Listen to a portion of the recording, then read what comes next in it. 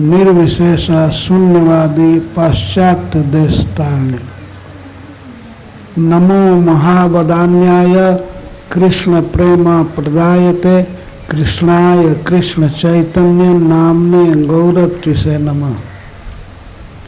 तप्त कांचन गौरांगी श्री राधे वृंदावनेश्वरी वृषभानुसुते देवी प्रणमामि हरिप्रिये। श्री चैतन्य मनोभीष्टं स्थापितं येन भूतले स्वयं स्वयं रूपः कदा मह्यं ददाति स्वपदान्तिकं। वाञ्छाकल्पतरुभ्यश्च कृपा सिन्धुभ्यैव च पतितानां पावनेभ्यो वैष्णवेभ्यो नमो नमः। जय श्री कृष्ण चैतन्य प्रभु नित्यानंद श्री अद्वैत गदाधर शिवासादि गौर भक्तवृंद। हरे कृष्णा कृष्ण कृष्ण हरे हरे, हरे राम राम राम हरे हरे। ओम नमो भगवते वासुदेवाय।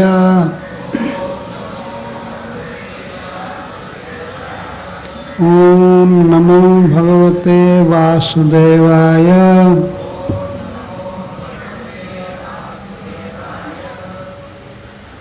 न विद्यते यस्य जन्म कर्म वा न नाम रूपे गुण दोष वा तथापि लोकाप्य संभवाय स्वमायया ताननुकालमृच्छति। तस्मै नमः परेशाय ब्रह्मणेऽनंत शक्तये अरूपायोरुरूपाय नमः आश्चर्य कर्मणे। इन दो श्लोकों की आवृत्ति एक साथ कीजिएगा प्रत्येक व्यक्ति। न विद्यते यस्य च जन्म कर्म वा न नाम रूपे गुण दोष एव वा तथापि लोकाप्यय संभवाय स्वमायया ताननुकालमृच्छति। तस्मै नमः परेशाय ब्रह्मणेऽनन्तशक्तये अरूपायोरुरूपाय नमः आश्चर्यकर्मणे।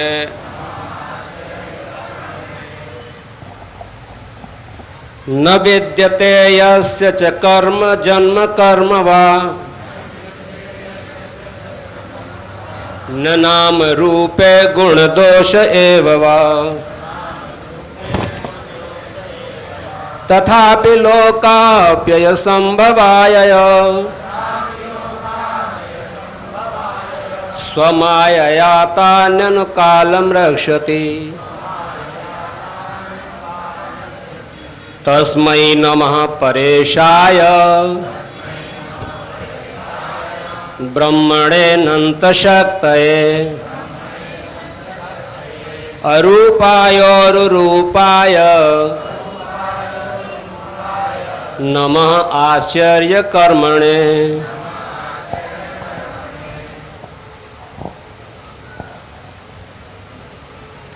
न विद्यते यस्य च जन्म कर्म वा न नाम रूपे गुण दोष एव वा तथापि लोकाप्यय संभवाय स्वमायया तान्यनुकालमृच्छते तस्मै नमः परेशाय ब्रह्मणे अनन्तशक्तये अरूपायोरुरूपाय नमः आश्चर्यकर्मणे न विद्यते यस्य च जन्म कर्म वा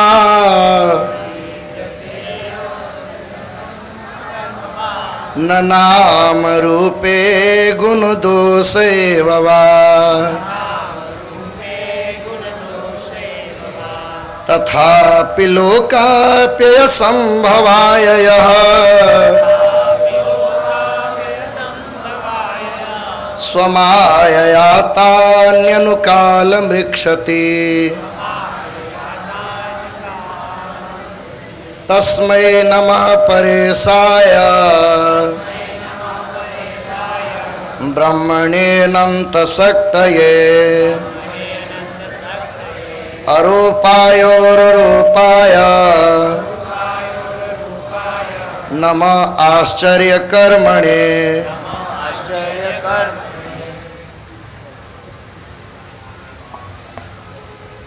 माता जी लोग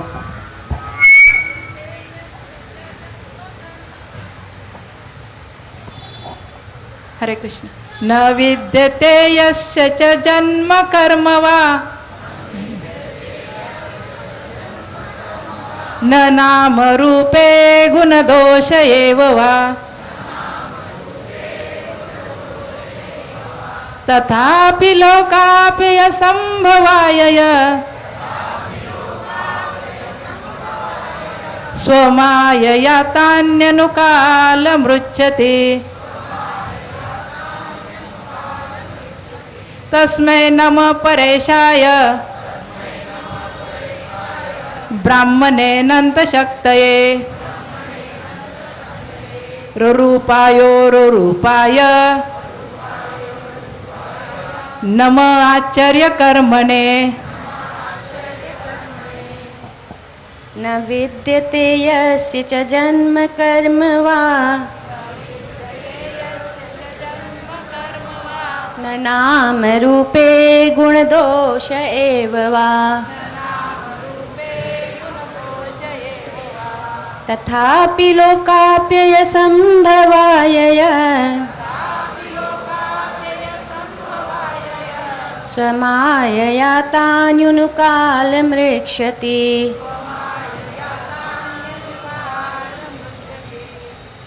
तस्मै नमः परेशाय ब्राह्मणे अनन्तशक्तये अरूपायोरुरूपाय नमः आश्चर्यकर्मणे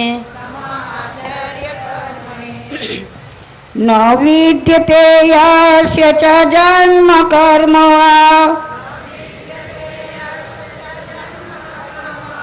न नाम रूपे गुणदोष एव वा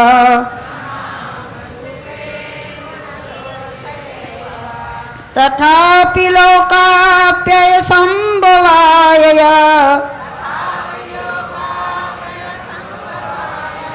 स्वमाया तान्यनुकालमृच्छति तस्मै नमः परेशाय ब्रह्मणे अनन्तशक्तये अरूपाय उरुरूपाय नमः आश्चर्यकर्मणे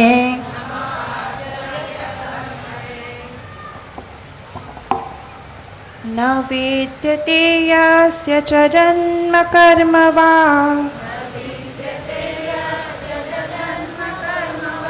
न नाम रूपे गुणदोष एव वा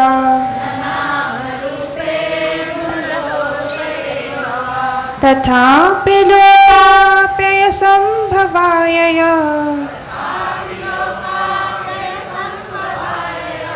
स्वमायया तान्यनुकालमृच्छति तस्मै नमः परेशाय ब्राह्मणेऽनन्तशक्तये अरूपायोरुरूपाय नमः आश्चर्यकर्मणे न विद्यते यस्य च जन्म कर्म वा न नामरूपे गुणदोषैव वा तथापि लोकाप्ययसम्भवायया स्वमायया तान्यनुकालमृच्छते तस्मै नमः परेशाय ब्रह्मणेऽनन्तशक्तये अरूपायोरुरूपाय नमः आश्चर्यकर्मणे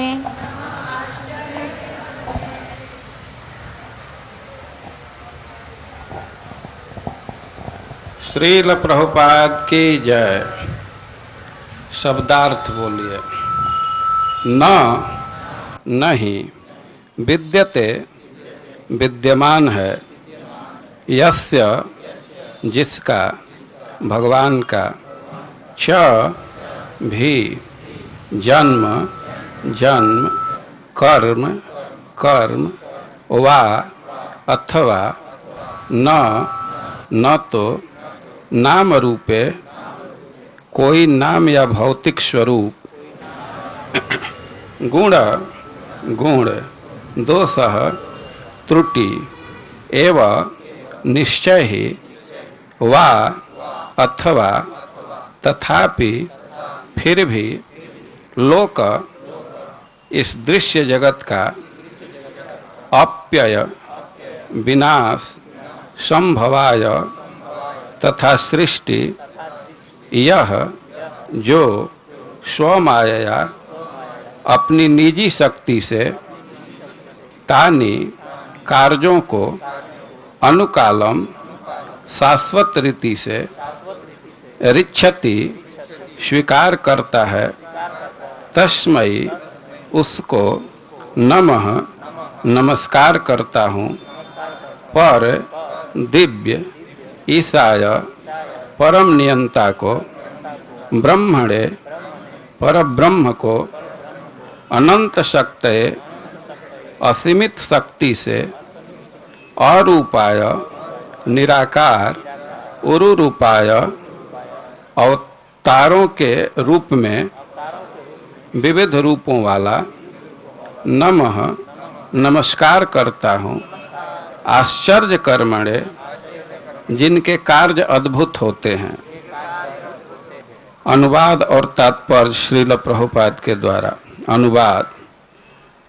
भगवान भौतिक जन्म कार्य नाम रूप गुण या दोष से रहित हैं।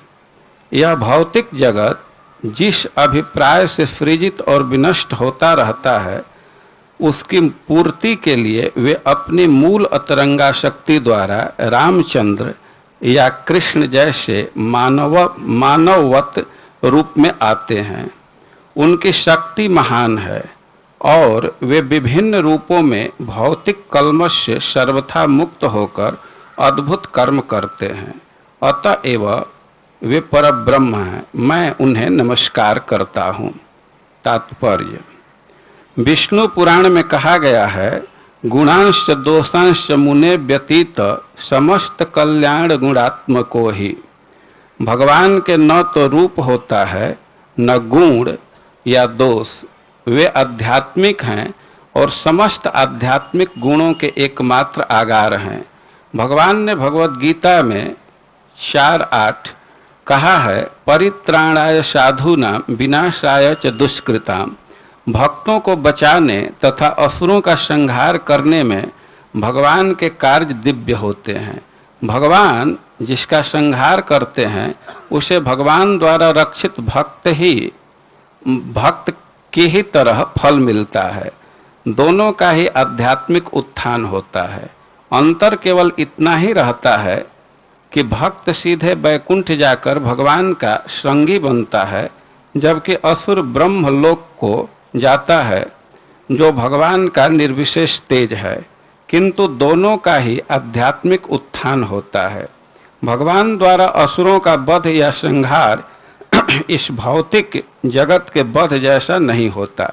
यद्यपि वे प्रकृति के गुणों के अंतर्गत कार्य करते प्रतीत होते हैं, किंतु वे निर्गुण अर्थात प्रकृति के गुणों से ऊपर होते हैं।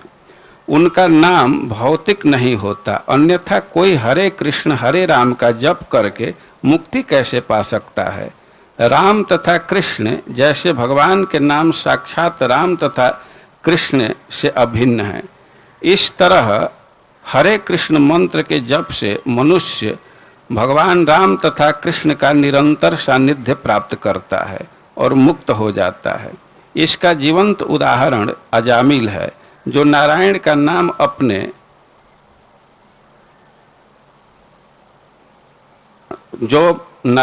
नाम जपने मात्र से अपने कार्यकलापों से सदैव परे रहा। यदि अजामिल के साथ यह सही उतरता है तो भगवान के लिए क्या कहा जा सकता है।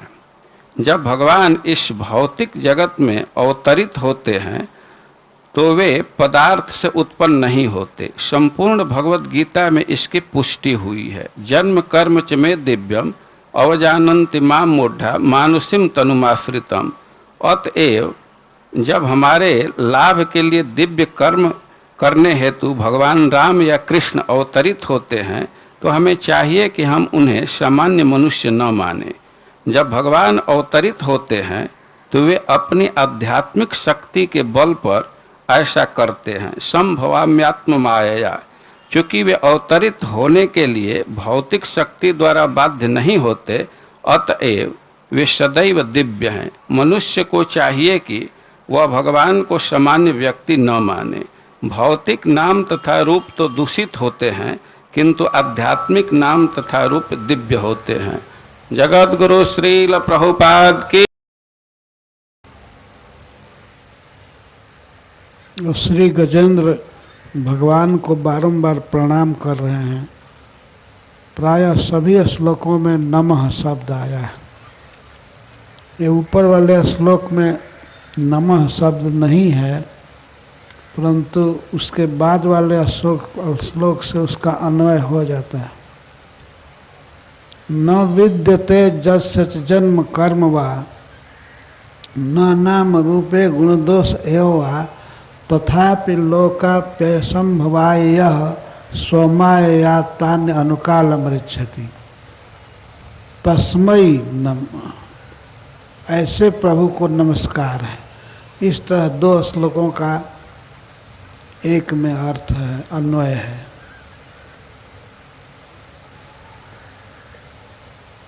जस्य जन्म कर्म रूप गुण दोष या नाम रूप नहीं है। यहाँ नकार से निषेध किया गया है। न पहले लगा है कई बार। न विद्यते जस्य जन्म कर्म वा, जिनका जन्म या कर्म नहीं है। न नाम रूपे, न तो नाम है न रूप है। गुण दोष एव वा, और न गुण है न दोष है। इसका सब जगह अर्थ होगा जिनका कोई भौतिक नाम नहीं है। भौतिक नाम भौतिक पदार्थों के अनुसार बन जाता है। जैसे कोई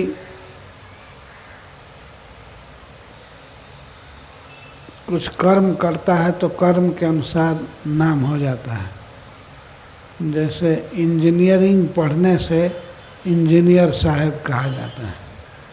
तो ऐसे भगवान कोई कर्म करके कोई नाम की पाए हैं ऐसा नहीं है। उनके नाम और रूप शाश्वत है, नित्य है और प्रकृति के नष्ट होने पर नष्ट नहीं होते, दिव्य हैं। तो इसी प्रकार भगवान का नाम दिव्य है। श्रील प्रभुपाद जी कहते हैं अन्यथा उनका नाम दिव्य नहीं होता तो हरे कृष्ण के जपने से मुक्ति कैसे हो सकती है। तो भगवान का धाम मिल जाता है। इस विषय में अजामिल का उदाहरण प्रस्तुत किए। अजामिल भगवान के नाम को श्रद्धा से नहीं जपा। वो तो बेचारा बीमार था, मरने की स्थिति थी, अपने पुत्र के लिए नारायण नाम बोल दिया, हे नारायण आओ। उसको भय था कि हमारे बच्चे को ये लोग मारेंगे। जमराज के दूत बड़े भयानक थे, बच्चा इनको देख लेगा तो डरेगा, इसलिए प्रेम से पुकार रहा था। पुकारने की शक्ति नहीं थी, किसी तरह प्लुत स्वर से बहुत जोर लगा करके ये नारायण से बोला नहीं जा रहा था, लेकिन वो बोला तो भगवान के 4 पार्षद आ गए और जमराज के दूतों को डांट फटकार करके भगा दिए, अजामिल को मुक्त कर लिए। तो इस तरह भगवान का नाम दिव्य है, लेकिन वह भौतिक नहीं है। इसी बात को गजेंद्र जी कह रहे हैं। भौतिक नहीं है तो इसलिए कहते हैं भगवान का कोई नाम नहीं है, कोई रूप नहीं है। उनका नाम और रूप आध्यात्मिक है, स्पिरिचुअल है। इसीलिए संसार में ऐसा ही लोग जानते हैं कि भगवान का कोई रूप नहीं है, कोई गुण नहीं है, कोई नाम नहीं है, इनका जन्म नहीं है। लेकिन भगवान के नाम रूप जन्म कर्म सब दिव्य हैं। इसी को वे बाद वाले श्लोक में कहते हैं नमः आश्चर्य कर्मणे, इनके जिनके कर्म आश्चर्यपूर्ण हैं।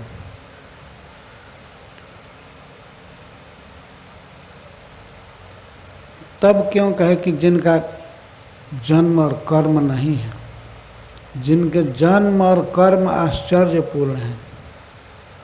कोई जीव एक बार में एक ही जन्म ग्रहण करता है, और ग्रहण क्या करता है, प्रकृति उसे जन्म देती है। एक विशेष शरीर में उसको जन्म होता है, वो ब्लाक बेचारा रोता हुआ जन्म लेता है बड़े दुख से।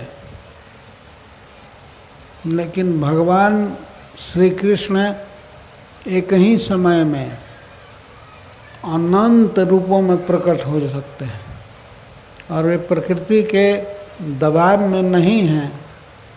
अपनी स्वच्छंद शक्ति से, इच्छा से वे कहीं भी प्रकट होते हैं। जहाँ भक्त चाहते हैं, जहाँ आवश्यकता होती है, वो प्रकट हो जाते हैं। वे स्वयं अपने मुख से कहते हैं परित्राणाय साधूनां विनाशाय च दुष्कृतां। मैं भक्तों की रक्षा के लिए और दुष्टों के संहार के लिए संभवामि, प्रकट होता हूँ आत्म माया। और जुगे जुगे, जुग जुग में जब ऐसी आवश्यकता पड़ जाती है तब तो उनके बहुत अवतार हैं, अवतारों को गिना नहीं जा सकता। सूत गोस्वामी भगवान के अवतारों को गिनाने के बाद वे 22 अवतार को गिनाए और गिनाने के बाद कहते हैं अवतारा ह्य संख्यया हरे सत्व निधर द्विजा। हे ब्राह्मणों, भगवान का अवतार असंख्य है। जैसे एक बड़े जलाशय से झरने छोटे छोटे निकलते रहते हैं, उसी तरह से भगवान से निरंतर अवतार निकलते रहते हैं और अनंत अनंत जीव निकलते रहते हैं। ये सारा विश्व उन्हीं से निकला है और वे जुग जुग में प्रकट होते हैं। उनका सनातन रूप है, लेकिन वे प्रकट होते हैं कभी कभी। तो इसलिए लोग नहीं समझ पाएंगे जगत के, तो शास्त्रकार कह देते हैं कि भगवान का कोई रूप नाम नहीं है। लेकिन भगवान के नाम आश्चर्यपूर्ण हैं, भगवान के कर्म आश्चर्यपूर्ण हैं। नमः आश्चर्य कर्मणे।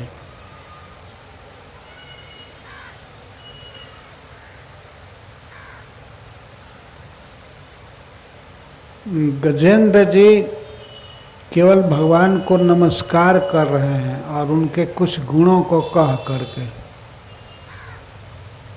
इस स्तुति में भगवान को बहुत बार नमस्कार है।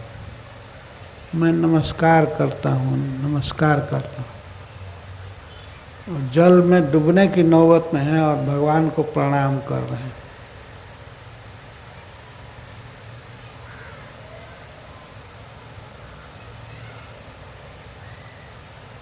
हम लोग भी संसार में गजेंद्र की तरह मानसिक शारीरिक कई प्रकार के संकटों में पड़े रहते हैं और ऐसा कह देते हैं कि हमको फुर्सत नहीं है भजन करने की, भक्ति करने की। लेकिन गजेंद्र से शिक्षा लेनी चाहिए कि किसी भी स्थिति में हम हैं, भगवान को प्रणाम करें और भगवान का नाम लें।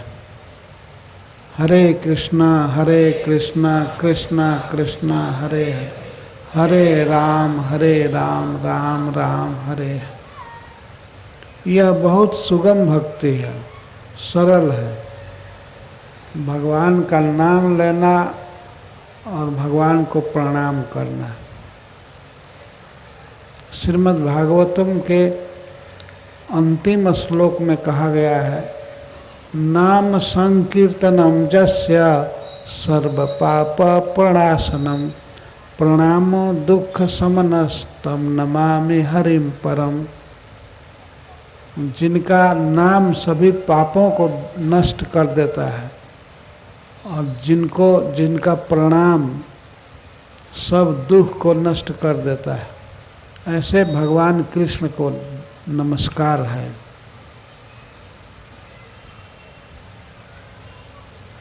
दो बात मुख्य है, भगवान का नाम लेना और भगवान को प्रणाम करना।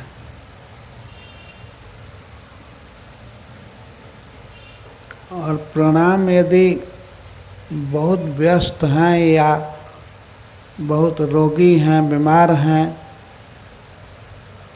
तो उस समय भी किया जा सकता है। गजेंद्र जो भी कह रहे हैं वो मन से प्रणाम कर रहे हैं और वाणी से कीर्तन कर रहे हैं।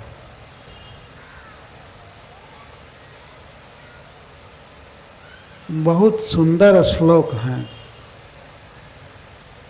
इस स्तुति को बारंबार पढ़ा जाए तो समाधि लगने लगती है।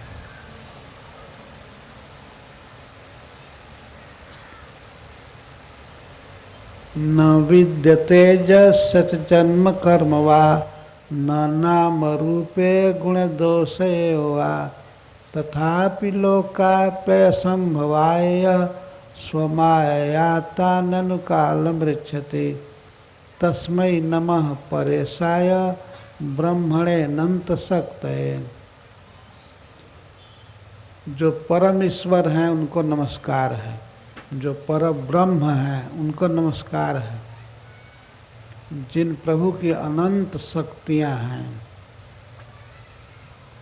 उनको नमस्कार है। ये सारा विश्व जिनसे उत्पन्न होता है और वे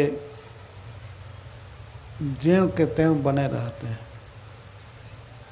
भगवान से अनंत अवतार निकले हैं, निकलते रहते हैं और आगे भी निकलते रहेंगे। अनंत अनंत अवतार, जितने जीव हैं उतने अवतार बने हुए हैं। सबके हृदय में भगवान परमात्मा के रूप में अवतरित हैं, सबको स्मृति देने के लिए, ज्ञान देने के लिए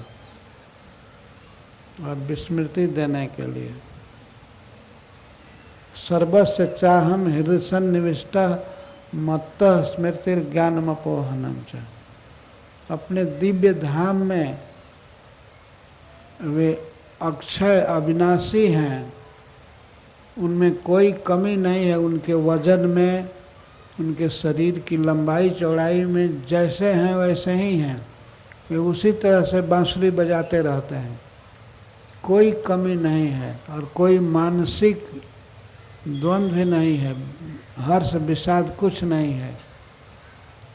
और फिर भी उनसे अनंत कोटि जीव निकलते हैं और अनंत कोटि ईश्वर भी। वे स्वयं परमात्मा के रूप में, गर्भोदक साई के रूप में, क्षीरोदक साई के रूप में सर्वत्र प्रकट रहते हैं और विविध कर्म करते हैं। तो उनके कर्म के विषय में गजेंद्र जी कहते हैं, भगवान के कर्म आश्चर्यजनक हैं। नमः आत्मा प्रदीपाय साक्षिणे परमात्मने नमो गिराम विदुराय मनसश्चेतसामपि। नमः आत्म प्रदीपाय, जो आत्म प्रदीप हैं वे अपने से ही प्रकाशित होते हैं, प्रकाशांतर की आवश्यकता नहीं है।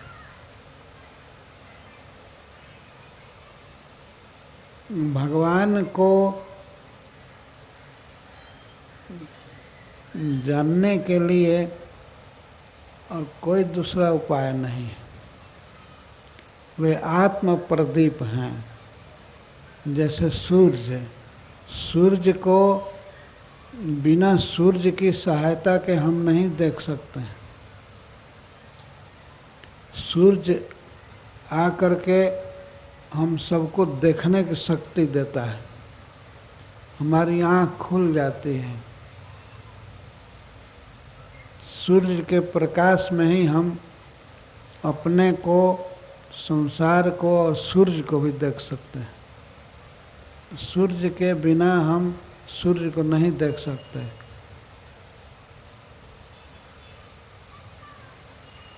सूर्य दूसरे प्रकाश से, उपाय से नहीं देखा जाएगा।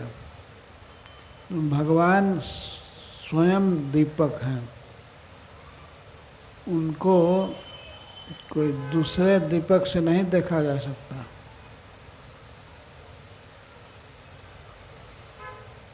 नमः आत्म प्रदीपाय साक्षिणे परमात्मने, जो सबके साक्षी हैं, सब कुछ देखते रहते हैं और समस्त जीवों में परमात्मा रूप से नियंत्रण करते हैं, कंट्रोल करते हैं। सबके हृदय में हैं।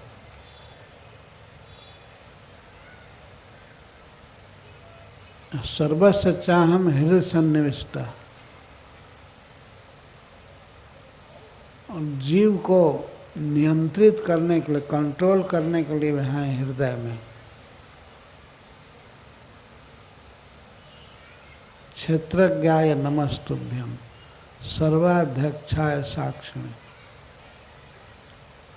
वे क्षेत्रज्ञ हैं। भगवान ने स्वयं ही कहा है गीता के 13वें अध्याय में,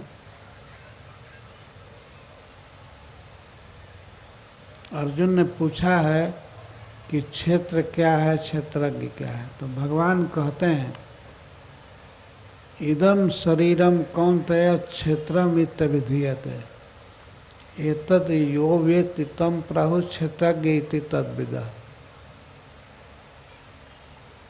क्षेत्र क्षेत्रज्ञ को जानने वाले विद्वान कहते हैं कि यह प्राकृत जगत अर्थात यह शरीर क्षेत्र है, और इसको जो जानता है उसको क्षेत्रज्ञ कहते हैं। क्षेत्रज्ञ का सीधा अर्थ है खेत। क्षेत्र का अर्थ है खेत।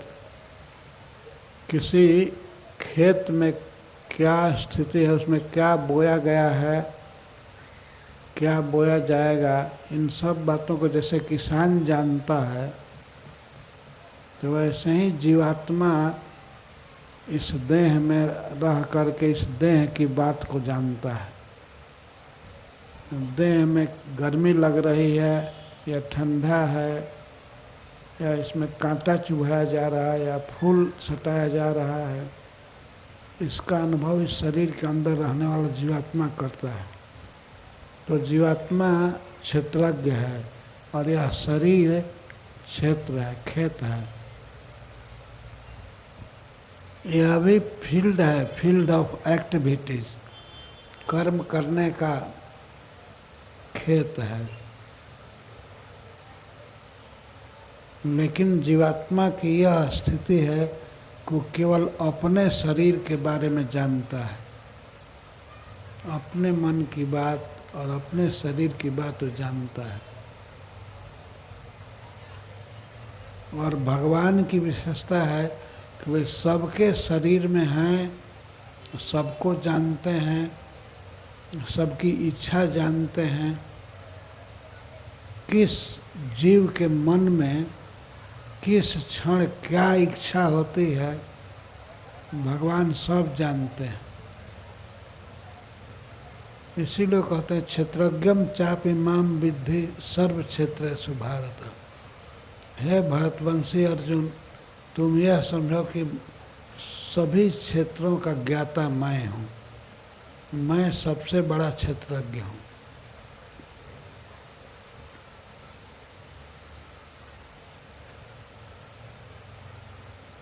हम मनुष्यों को अपने शरीर का भी ज्ञान नहीं होता है। किसी डॉक्टर के पास जा कर के और उससे पूछते हैं कि हमको बताइए क्या हो गया है, हमको पता नहीं है। तो डॉक्टर बताता है कि आपको ये रोग है, यह कमी है। तो अपनी कमी खुद ही मालूम नहीं पड़ता, अपने बारे में भी पूरा ज्ञान नहीं है। लेकिन भगवान सबके विषय में ज्ञान रखते हैं, सबके हृदय में हैं, उन पर प्रकृति का प्रभाव नहीं पड़ता है, वे सब कुछ जानते हैं।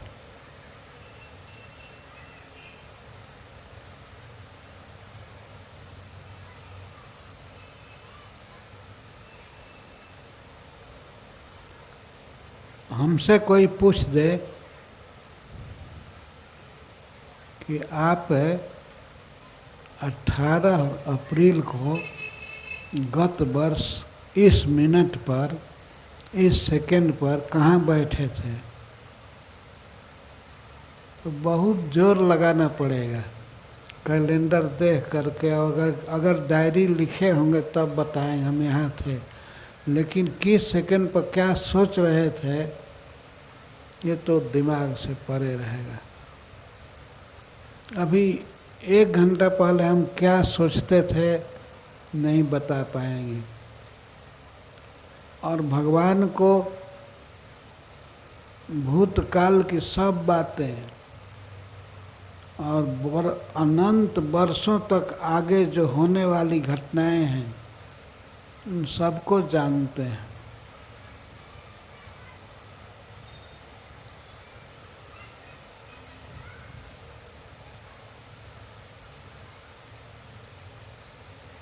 वे स्वयं कहे हैं भूत में जो भी बीत गया है वो सब मैं जानता हूँ। इस समय जो कुछ हो रहा है और समस्त प्राणियों के हृदय में, एक एक प्राणियों के हृदय में क्या भाव, क्या तरंग उठ रहा है और जानते हैं। और भविष्यवाणी से भूतानि, और भविष्य में कब कौन शरीर लेंगे, कहाँ पर जन्म लेंगे, क्या कर्म करेंगे, सब जानते हैं। पर माम तो वेदन कश्चन, लेकिन इतने जीव हैं इनमें से कोई हमको नहीं जानता है। भगवान सबको जानते हैं और भगवान को हम लोग नहीं जानते। भगवान की बनाई हुई इस विश्व सृष्टि में हम किन्हीं वस्तुओं को खा रहे हैं, किसी को देख रहे हैं, कुछ सुन रहे हैं, इसी संसार में बंधे हैं। हम इस प्रकृति से पार भगवान के विषय में कल्पना भी नहीं कर पाते हैं।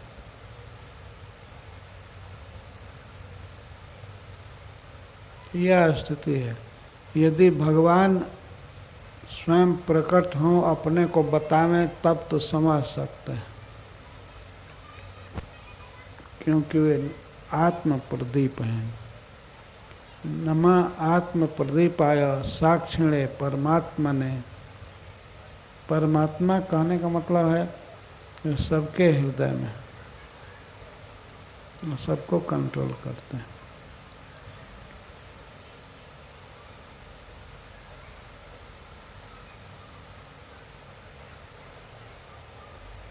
भगवान के अलावा हमारा कोई संगी नहीं है। रामायण में तुलसीदास जी लिखे हैं कि जीव ईश इव सहज संघाती। जीव और ईश्वर सहज मित्र हैं। भगवान हमेशा साथ रहते हैं।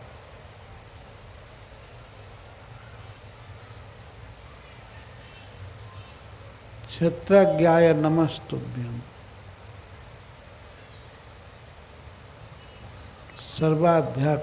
सर्वाध्यक्षाय साक्षिणे।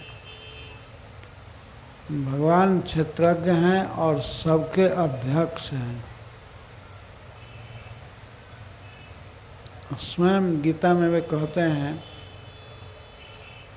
मयाध्यक्षेण प्रकृति सूयते सचराचरम हेतु नानेन कौन्तेय जगत भी परिवर्तते। मेरी अध्यक्षता में मेरी शक्ति, ये माया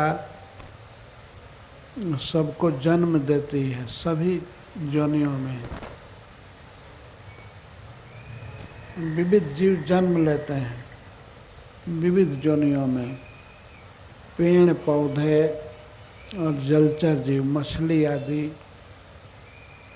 पक्षी नाना प्रकार के, पशु अनेक विधि, और मनुष्य, देवता, विविध लोक हैं। और जहाँ तहाँ वे जन्म दिए जाते हैं। सर्व योनिषु कौन्तेय मूर्तयः संभवन्ति याः तासाम ब्रह्म महत् योनि रहम बीज प्रदोपिता। भगवान कहते हैं कि समस्त योनियों में जितने जीव होते हैं, जन्म लेते हैं, उनकी माता है महद ब्रह्म अर्थात प्रकृति, माया शक्ति, और मैं अहम बीज प्रदः पिता, मैं पिता हूँ, बीज प्रद पिता। वास्तविक जन्म देने वाला मैं ही हूँ। तो भगवान सभी जीवों को जन्म दे करके उनके रहने के लिए, उनके खाने के लिए सारी व्यवस्था करते हैं और उनको ज्ञान देने के लिए हृदय में रहते हैं। तो उनसे बढ़ करके हमारा हितैषी कौन होगा? एक माँ क्या, कोटि कोटि माँ भी उनके आगे कुछ भी नहीं है। वही वास्तव में पालने वाले हैं, जन्म देने वाले हैं और वही कंट्रोल में रखते हैं। ये सब भगवान के गुण हैं। हम जहाँ भी रहें भगवान के विशेषता को सोचते रहें कि हमारा भगवान हमारे हितैषी हैं। एक श्लोक में कृष्ण कहते हैं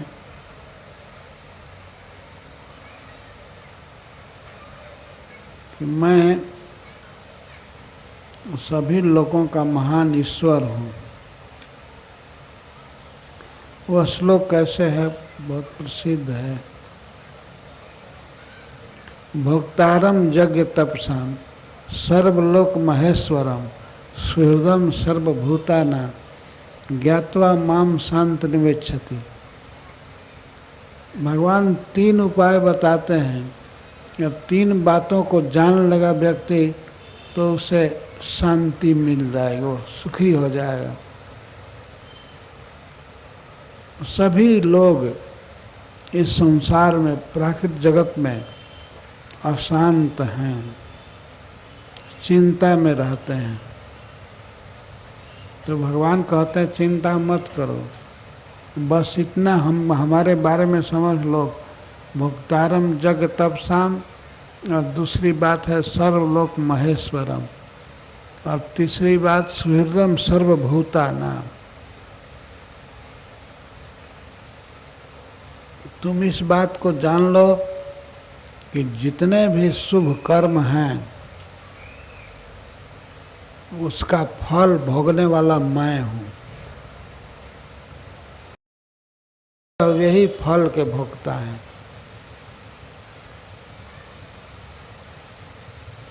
यदि यह मनुष्य समाज जान जाए कि सभी कर्मों के भोक्ता भगवान हैं तो झगड़ा होगा ही नहीं बिल्कुल।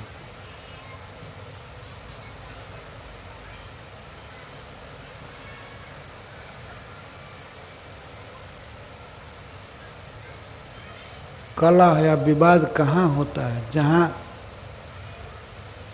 स्थिर सिद्धांत नहीं है। हम लोग जाते हैं यात्रा करने, ट्रेन में यात्रा करते हैं, जो फर्स्ट क्लास के डिब्बे रहते हैं तो उनमें हम चढ़ने की चेष्टा करते ही नहीं हैं। हम जानते हैं कि इसके भोक्ता दूसरा कोई है।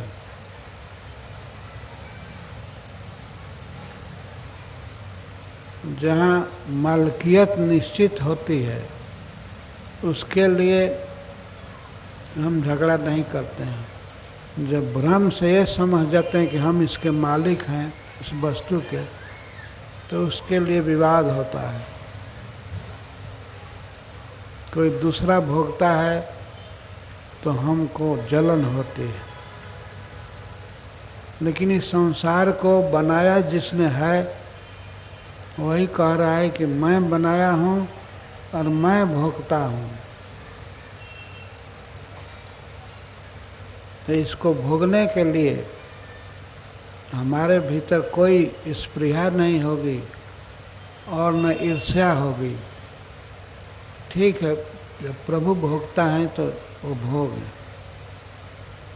इसलिए भगवान ने कहा है कर्मण्येवाधिकारस्ते, कर्म करने में ही तुम्हारी योग्यता है। तुम वही योग्य, तुम कर्म करने के लिए योग्य हो। माँ फलेषु कदाचन, और किसी स्थिति में कभी भी तुम फल भोगने वाले नहीं हो,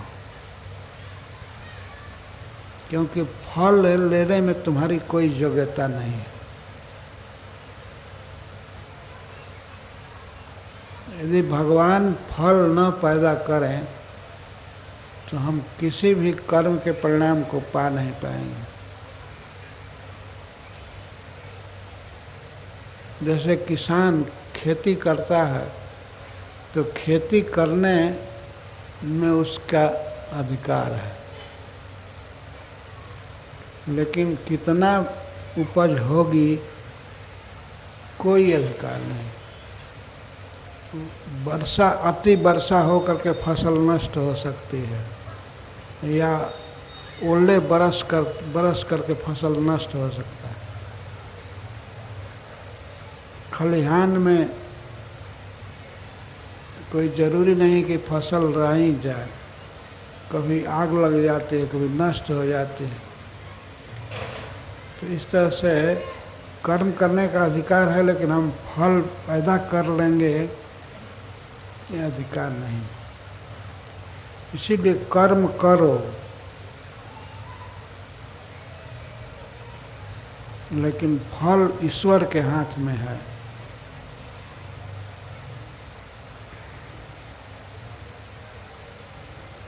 हम क्या अभिमान करेंगे? कर्म करने की योग्यता भी हम में नहीं है। शरीर स्वस्थ रहेगा तो कर्म कर सकते हैं, कि इंद्रियों में शक्ति रहेगी तब बोल सकते हैं, कुछ कर सकते हैं। लेकिन एक स्वस्थ व्यक्ति भी ऐसा अभिमान नहीं कर सकता कि मैं समर्थ हूँ। अभी किसी युवक को, किसी स्वस्थ व्यक्ति को लकवा मार दे, पैरालिसिस हो जाए, गिर पड़ेगा एक क्षण में, और उसको दूसरे लोग उठाएंगे, वो अपने से खड़ा भी नहीं हो सकता है, और दूसरे लोग उठा करके उसे हॉस्पिटल ले जाते हैं। तो क्या कोई अभिमान करेगा?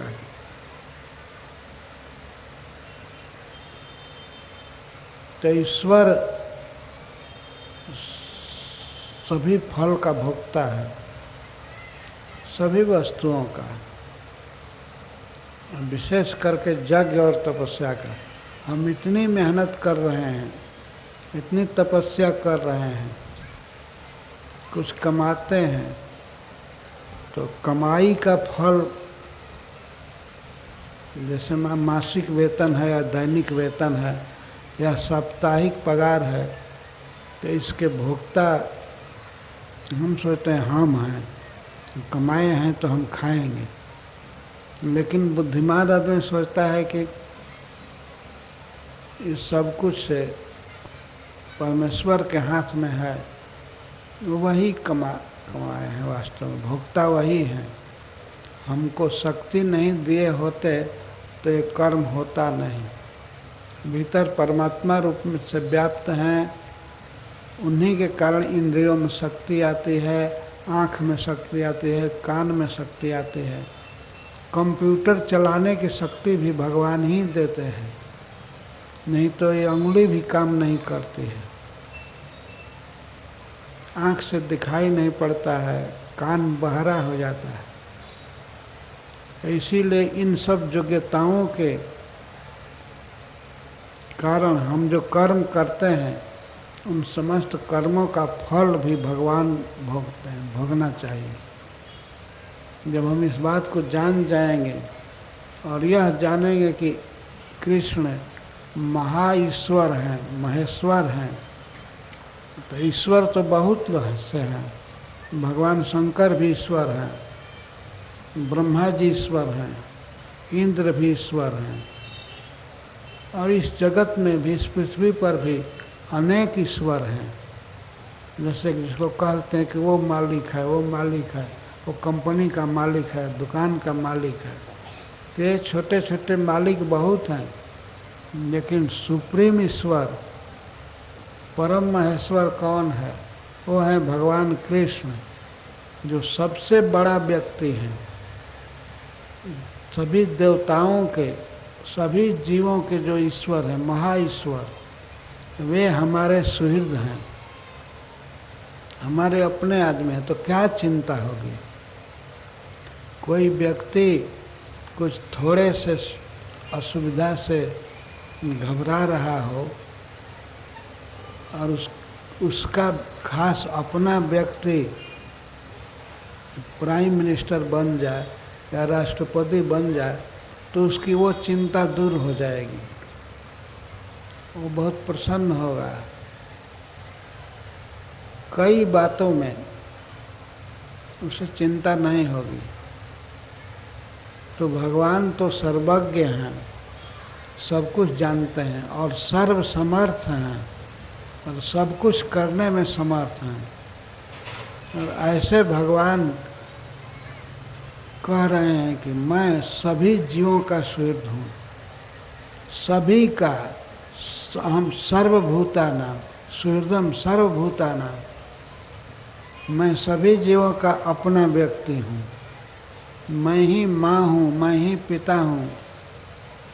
पिता हमस्य जगतो माता धाता पितामह। अस्य जगत, इस जगत का समस्त जीवों का मैं ही माँ हूँ, मैं ही पिता हूँ और मैं ही पितामह हूँ। मैं ही सबका सुहृद हूँ, सबका हितैषी हित करने वाला। तो ऐसे परम समर्थ हितैषी को पा करके अब किस बात की चिंता होगी। वे सब कुछ करने में समर्थ हैं और सब जानते हैं, सर्वज्ञ हैं। हमको क्या चाहिए, हमको क्या दुख है, वे जानते हैं। वे स्वयं कहते हैं कि मैं सुहृदम सर्वभूतानां, सभी जीवों का सुहृद हूँ।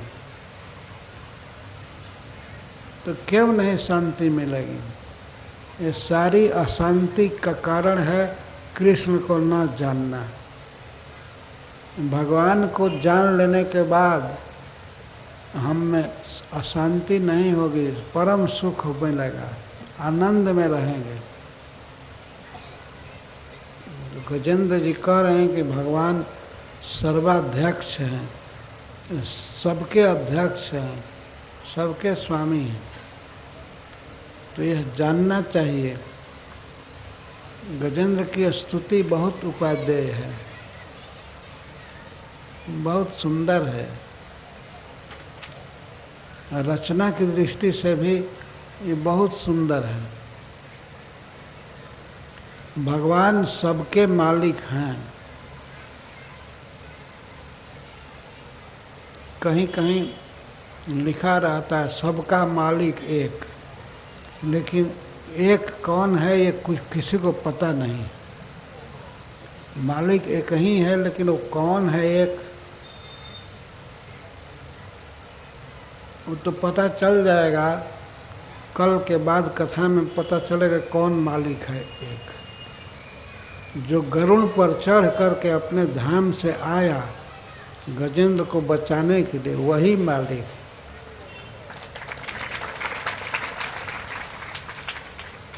वही सबका अध्यक्ष है। हमारे घर का, हमारे देह का, सबका मालिक वही है। हमको ऐसा सोचना चाहिए कि हम मालिक नहीं हैं, हम स्वामी नहीं हैं। हम इस देह का स्वामी अपने को मान सकते हैं, ये गलत है। हम यदि माने कि हम देह के मालिक हैं तो यह भ्रम है।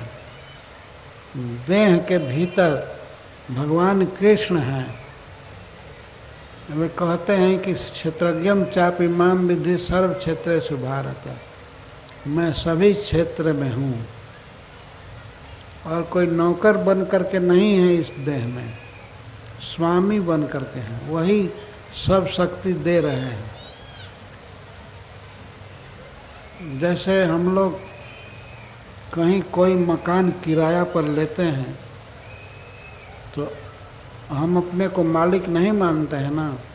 मालिक जानते हैं कि घर का मालिक, जिसका मकान है वो मकान मालिक, ऐसा हम लोग प्रयोग करते हैं। वो मकान मालिक, इस मकान का मालिक दूसरा कोई है। कुछ दिन के लिए या कुछ वर्ष के लिए हम भाड़ा पर लिए हैं। तो यह शरीर भी और शरीर से संबंधित सभी वस्तुएं बहुत थोड़े काल के लिए हमको मिली हैं। इसमें हम भाड़ा दे कर के रह रहे हैं। और मकान मालिक जब कहेगा कि ये खाली करना है तो हम कोई कोर्ट वोर्ट में नहीं जा सकते हैं, अब खाली करना ही पड़ेगा। एक दिन जाना पड़ता है इस देह से, और देह की सभी सुविधाएं पहले ही छीन ली जाती हैं। देखने की शक्ति, बोलने की शक्ति, चलने की शक्ति, खाने की शक्ति, ये सब शक्तियाँ छीन ली जाती हैं और हम इस देह रूपी मकान को छोड़कर चल देते हैं। तो जो असली मालिक है, असली अध्यक्ष है, उसे जानना चाहिए। वो अध्यक्ष हैं भगवान। सर्वाध्यक्षाय ते नमः, ऐसे प्रभु को मैं नमस्कार करता हूँ।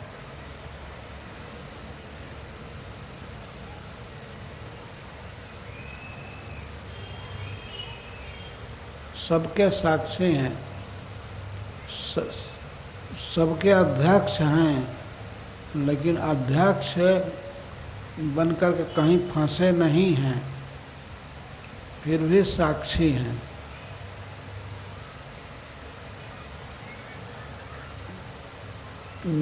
अविकारी हैं। कहीं किसी वस्तु में भगवान कृष्ण का कोई राग नहीं है, किसी व्यक्ति में आसक्ति नहीं है। इतना विचित्र विश्व बना करके भगवान छोड़ दिए हैं, खाओ पियो कुछ भी करो, और वे बहुत कम आते हैं। कभी कभी अवतार लेकर के देखने आते हैं, और इसमें जो गड़बड़ करते हैं उनको मारते हैं, और जो ठीक रास्ते पर रहते हैं उनकी रक्षा करते हैं। वे प्रभु हमारी रक्षा करें, हम उनको प्रणाम करते हैं। गजेंद्र बार बार ऐसा कह रहे हैं।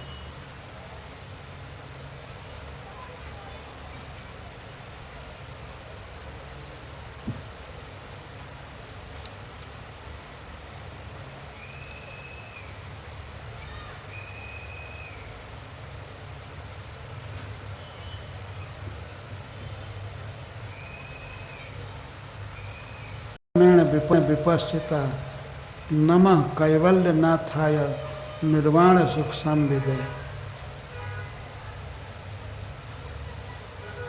इतने दुर्लभ भगवान हैं, फिर भी वे विशुद्ध सत्व में प्रकट होते हैं। हृदय शुद्ध होता है तो उसमें भगवान आपका प्रकाशन होता है। नैष्कर्मेण विपश्चिता, नैष्कर्म भक्ति योग को नैष्कर्म कहते हैं, जो सारे कर्म बंधन को जला देता है। और भक्ति योग तो तीव्र भक्ति योग के द्वारा ये प्राप्त होते हैं। नैष्कर्म का अर्थ है ये नहीं होता है कि सारे कर्मों को छोड़ देना। कर्मों को ठीक ढंग से, जैसा भगवान कहते हैं गीता में, वैसे करना, इसको निष्कर्म कहा गया है। वह कर्म जो कर्म बंधन से हमको मुक्त कर दे, वो है भक्ति। भगवान ने कहा है भक्त्या माम अभिजानातु। कोई व्यक्ति भक्ति से मुझको जान पाता है। जामान जस्यास्मि तत्वतः, मैं जितना मैं हूँ और जैसे हूँ, इस बात को केवल भक्ति से जाना जा सकता है।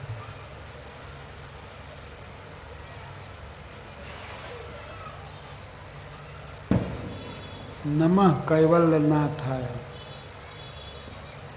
वैकुंठ के स्वामी, अपवर्ग के जो स्वामी हैं उनको नमस्कार है।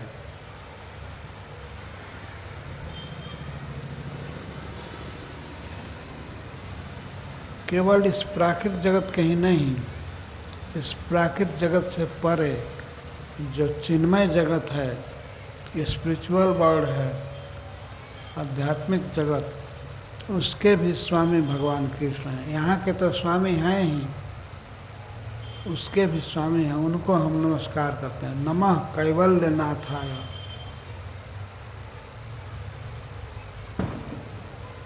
कैवल्य के स्वामी।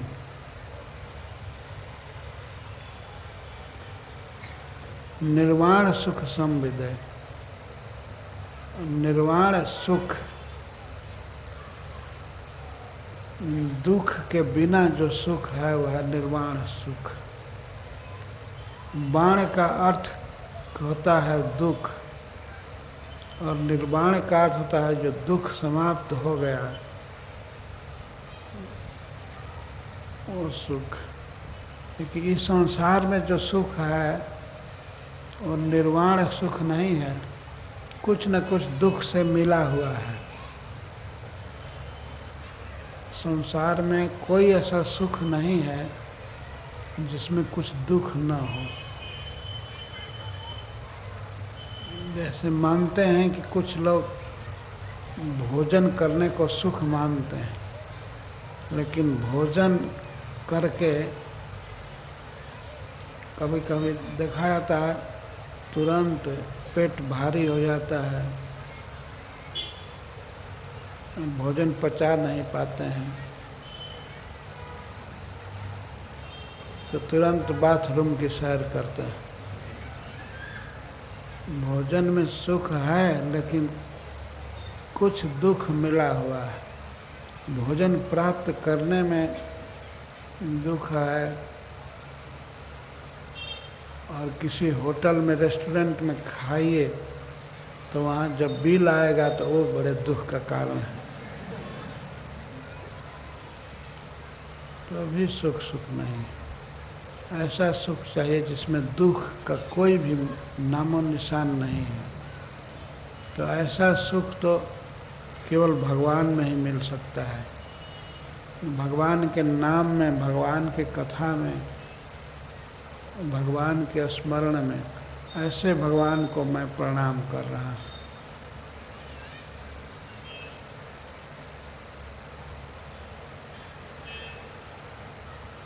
तो इस तरह से प्रणाम कर रहे हैं। सत्वे न प्रतिलभ्याय नष्कर्मेण विपश्चिता नमः कैवल्य नाथाय निर्वाण सुख संविदे। क्षेत्रज्ञाय नमस्तुभ्यं सर्वाध्यक्षाय साक्षिणे पुरुषाय आत्ममूलाय मूल प्रकृते नमः। पुरुषाय, जो पुरुष हैं, पुरुष का अर्थ होता है जो पूर्ण हैं, सभी जीवों के अंतःकरण में प्रविष्ट हैं, पुरी में शयन करते हैं। इस शरीर को भी पुरी कहा गया है। जो पुरी में शयन करते हैं वे हैं पुरुष।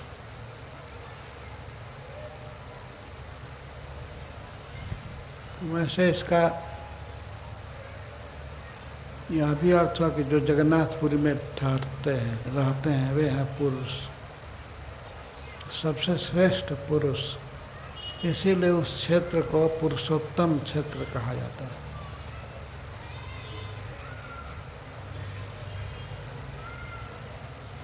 तो जो पुरुषोत्तम है उनको मैं प्रणाम करता हूँ। पुरुष का दूसरा अर्थ है पूर्ण। जो प्रभु पूर्ण हैं उनको हम प्रणाम करते हैं। जो पूर्ण है सब तरह से,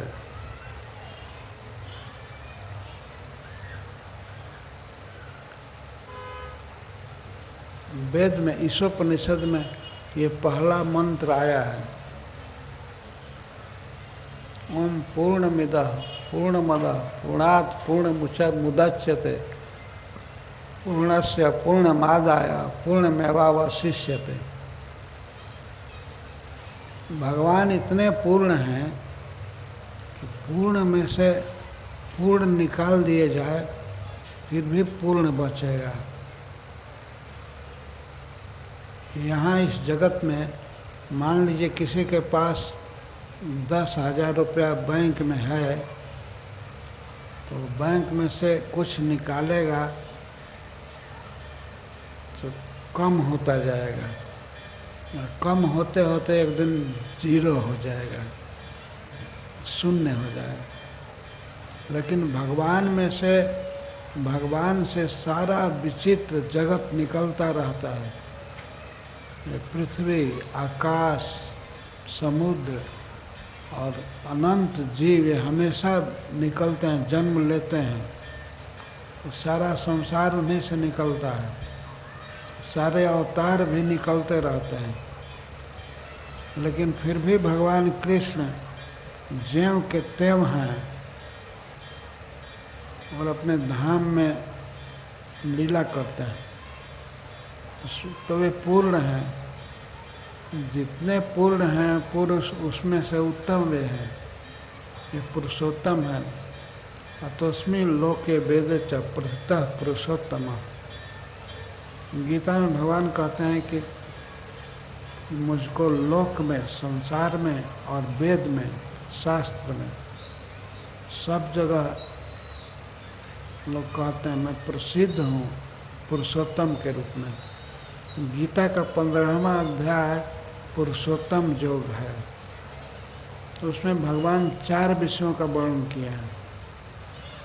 इस प्राकृतिक जगत का और अपने धाम का, जीव का और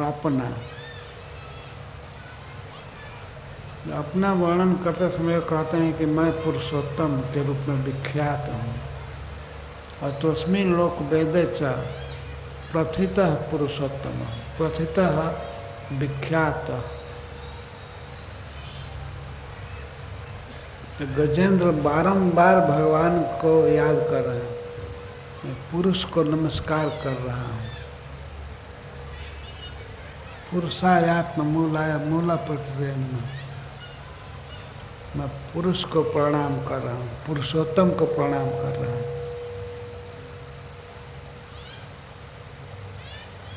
आत्म मूलाय, जो सभी जीवों के मूल हैं या अपने मूल वे स्वयं ही हैं, उनका कोई कारण नहीं है। आत्म मूल और मूल प्रकृति है। मूल का अर्थ है प्रकृति, और यहाँ प्रकृति का अर्थ है यह जो बहिरंगा शक्ति है, पहले प्रधान के रूप में रहती है। तो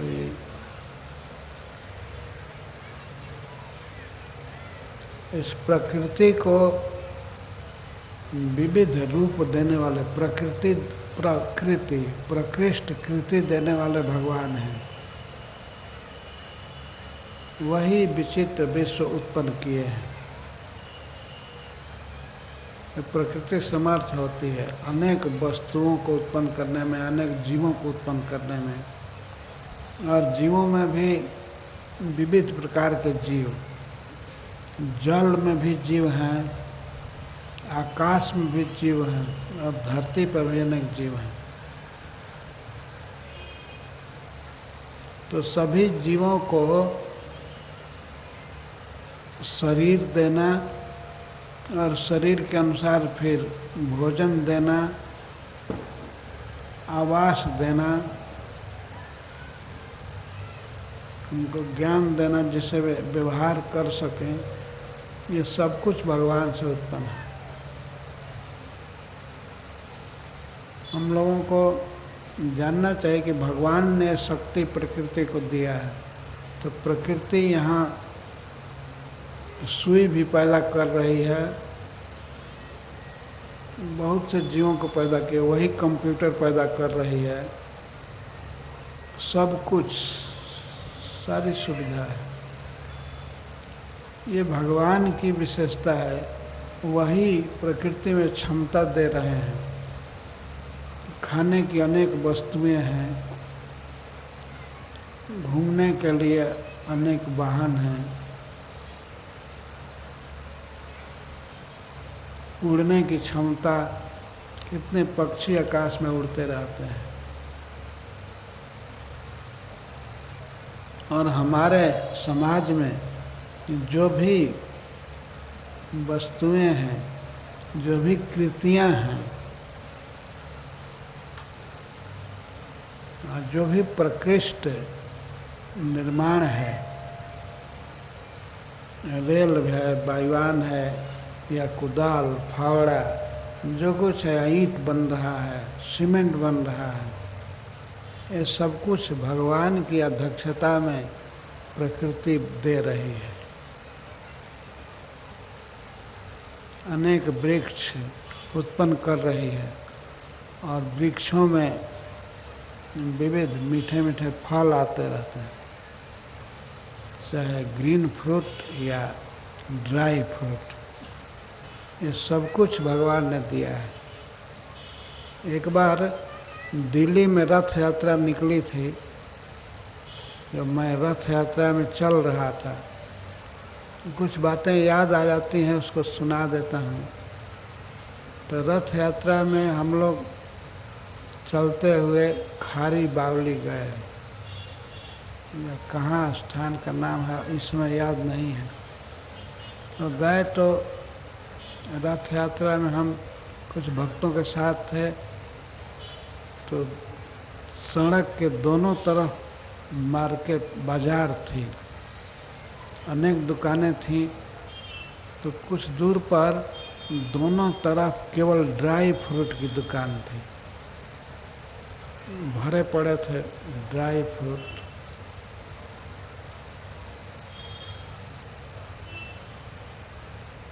तो मैं वर्णन किया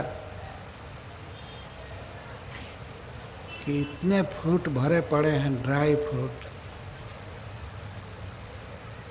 ये सब भगवान की सृष्टि है। मैं वर्णन कर रहा था कि सब भगवान की सृष्टि है।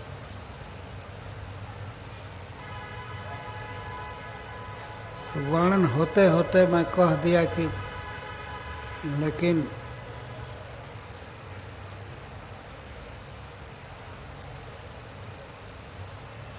इसकी बहुत ज़रूरत नहीं है। हमने कहा, एक भक्त थोड़ा सा किशमिश खरीद करके लाया, तो मैं कहा कि नहीं, इसकी ज़रूरत नहीं, जगन्नाथ जी सामने हैं, हम नहीं खाएंगे। अरे मैंने कह दिया कि ये फालतू चीज़ है, क्यों लाए, इतना सामान भरा पड़ा है, इसकी कोई ज़रूरत नहीं। तो वो कह दिया कि क्यों नहीं ज़रूरत है, इसको खा करके लोग बलवान बनते हैं, तंदुरुस्त होते हैं, ये ज़रूरी है। तो वहाँ बैल चल रहे थे कुछ गाड़ियों में, लाद लाद करके लोग ले जा रहे थे, बैलगाड़ी चल रहे थे और तांगे चल रहे थे। तो मैं कह दिया कि ये बैल कितना ड्राई फ्रूट खाते हैं और ये जो घोड़े हैं ये कितना ड्राई फ्रूट खाते हैं, और फिर भी ये मनुष्य बहुत ज़्यादा तगड़े हैं। ये तो सामने देख रहे हैं ना, इसलिए ये सब ज़रूरी चीज़ें नहीं हैं। ये साधारण भोजन करके भी बैल बलवान हैं और घोड़े बलवान हैं।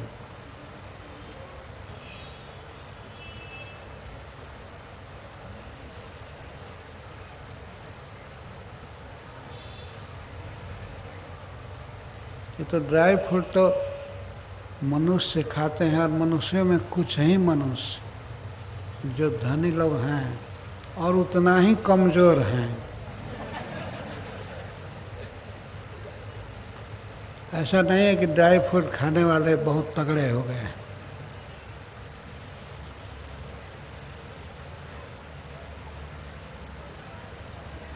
जो भगवान सब जगह भोजन की व्यवस्था किए हैं और सभी जीव अपने शरीर के अनुसार भोजन प्राप्त किए हैं, ये सब व्यवस्था भगवान की है। मछलियों को भगवान भोजन दे रहे हैं जो जल के भीतर हैं, तो उनके लिए कौन सा फूड कॉरपोरेशन है, कौन भोजन देता है? जल में प्रविष्ट हो करके बल्कि लोग मछलियों को निकालते हैं, वे छटपटाती हैं और इधर फिशिंग कॉरपोरेशन चलता है। फिशिंग देश विदेश में व्यापार करते हैं, मछली का मांस बेच बेच करके वे जीना चाहते हैं। तो इन कर्मों का फल भोगना पड़ेगा, भोगना पड़ता ही है। यह विचार नहीं करते हैं कि भगवान की कृपा से जी रहे हैं जीव, जलचर जीव सब भगवान की कृपा से जी रहे हैं। स्थल पर भी वृक्षों को कौन पानी देने जा रहा है, केवल काटते हैं, इनका फल तोड़ते हैं। लेकिन भगवान सृष्टि करते हैं, वे दिए हैं सबको जीवन। भगवान की उपस्थिति के कारण वे हरे भरे हैं।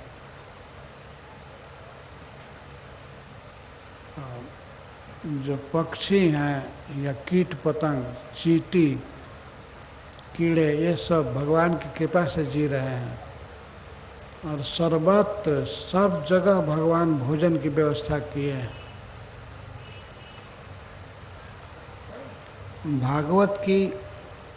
भागवत के जो सबसे बड़े टीकाकार हैं श्रीधर स्वामी, उनके बारे में एक कथा है कि वे गृहस्थ थे। वे चाहते थे अब घर छोड़ करके भगवान की भक्ति कर निकलना चाहते थे। घर से निकले और उनकी एक छोटी बच्ची थी, तो चिंता होने लगी, हम घर छोड़कर चले जाएंगे तो इस बच्ची का क्या होगा। कोई दूसरा व्यक्ति पालने वाला नहीं है। लेकिन उसी समय घर के बाहर होते ही देहली पर ही एक अंडा गिरा पक्षी का और गिर करके फूट गया। अंडा गिरा और फूटा तो उससे एक छोटा बच्चा निकला पक्षी का, और लग रहा था कि वो बहुत भूखा है, अब छटपटा रहा है, कुछ खाने को नहीं मिलेगा तो वो मर जाएगा। और वो माता के झीले में लिपटा हुआ था, वहीं छटपटा रहा था।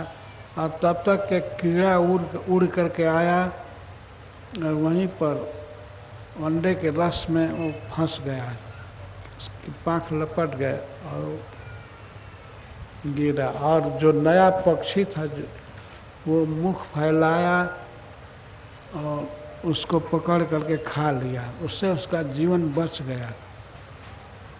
इस दृश्य को देख करके श्रीधर स्वामी को बहुत आश्वासन मिला और वे घर से निकल गए। और उन्होंने इतनी बड़ी टीका लिखी है, सबसे श्रेष्ठ टीका, जिसको चैतन्य महाप्रभु पढ़ते थे और बड़ा आदर किया है उन्होंने। तो भगवान सब जगह भोजन की व्यवस्था की है, सबको दिए है।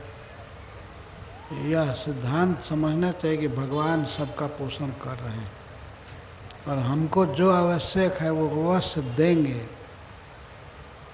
इसमें कोई संदेह नहीं है। सब कुछ देंगे जो जरूरी है।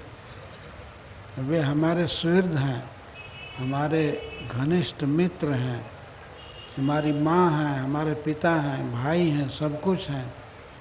वे सब कुछ देंगे जो जरूरी है, और जो जरूरी नहीं है तो हो सकता है न दें। वही जानते हैं कि हमारा हित किस में है। भगवान में ये गुण बुद्धि करनी चाहिए और भगवान को हमेशा प्रणाम करना चाहिए। प्रणाम करना हमारा धर्म है। गजेंद्र की स्तुति से ये बहुत बड़ी शिक्षा मिलती है कि वे भगवान को प्रणाम करते हैं और भगवान का नाम लेते हैं। हरे कृष्ण। तो अभी गजेंद्र की स्तुति का कुछ अंश कल होगा और परसों भगवान आ जाएंगे।